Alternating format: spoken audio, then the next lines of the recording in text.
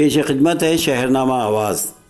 ایودھیا میں بابری مسجد رام جنم بھومی املاک کے مالکانہ حق کے تعلق سے آج سپریم کورٹ میں سماعت شروع ہوئی۔ کورٹ نے اس معاملے سے منسلک دستاویز اور گواہوں کے ترجموں کے لیے 12 ہفتوں کا وقت دیا ہے۔ کیس کے ایک فریق رام للا براجمان کے مطالبہ پر کورٹ نے انہیں 4 ہفتوں کا وقت دیا ہے۔ ساتھ ہی سپریم کورٹ نے معاملے کی اگلی سماعت 5 دسمبر طے کی ہے۔ کورٹ نے واضح کیا کہ کسی بھی پارٹی کو اب مزید مہلت نہیں دی جائے گی اور نہ ہی کیس کو ملتوی کیا جائے گا۔ یاد رہے اس معاملے سے منسلک 9000 صفحات کے دستاویزات اور 90,000 صفحات میں درج گواہیاں فارسی، سنسکرت، عربی سمیت مختلف زبانوں میں ہیں، جس پر سنی وقف بورڈ نے کورٹ سے ان دستاویزات کو ترجمہ کرنے کی مانگ کی تھی۔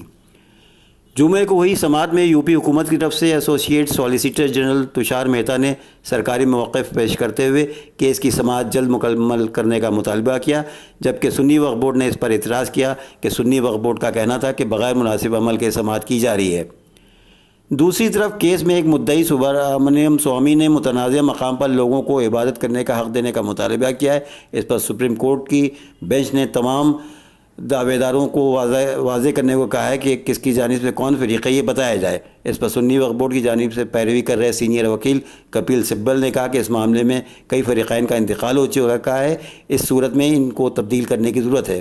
انہوں نے یہ بھی کہا کہ اس معاملے سے منسلک دستاویزات کئی زبانوں میں ہیں، پہلے ان کا ترجمہ ہونا چاہیے۔ دوسری طرف لکھنؤ میں یوگی حکومت کے ایک ترجمان نے مدارس کے ویڈیوگرافی کرنے کا حکم دیا ہے اور یہ ویڈیوگرافی 15 اگست کو یوم آزادی کے موقع پر ہوگی۔ یوگی حکومت نے یہ یقینی بنانے کا فیصلہ کیا ہے کہ 15 اگست کو ہر حال میں مدارس میں شہیدوں کو خراج عقیدت پیش کیا جائے اور قومی ترانے کے ساتھ ساتھ وندے ماترم کا گانا گایا جائے۔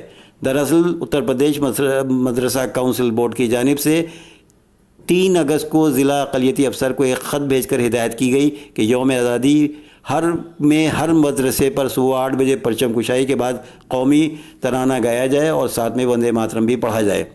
ان تمام پروگراموں کی ویڈیوگرافی اور فوٹوگرافی ہو اور ضلع کے اقلیتی افسر کو سونپنے کا حکم دیا گیا ہے۔ کہا گیا ہے کہ پرچم کشائی کے بعد قومی ترانہ اور قومی گیتوں کو گایا جائے گا، جس کے بعد اب مدارس میں وندے ماترم کے تعلق سے چیمی گوئیاں شروع ہو گئی ہیں۔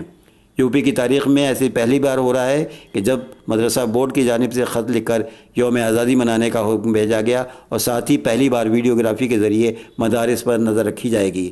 یاد رہے اس وقت اتر پردیش میں تقریباً 8000 مدرسے ہیں جو صوبے کے مدرسہ بورڈ کے تحت ہیں۔ ان میں سے 560 مدرسے ایسے ہیں جو مکمل طور پر حکومت سے مالی امداد پر چل رہے ہیں۔ بہرحال اس فیصلے سے مسلمانوں میں انتشار اور تشویش ہے۔ آج کے لیے اتنا ہی، کل پھر ملیں گے۔ خدا حافظ۔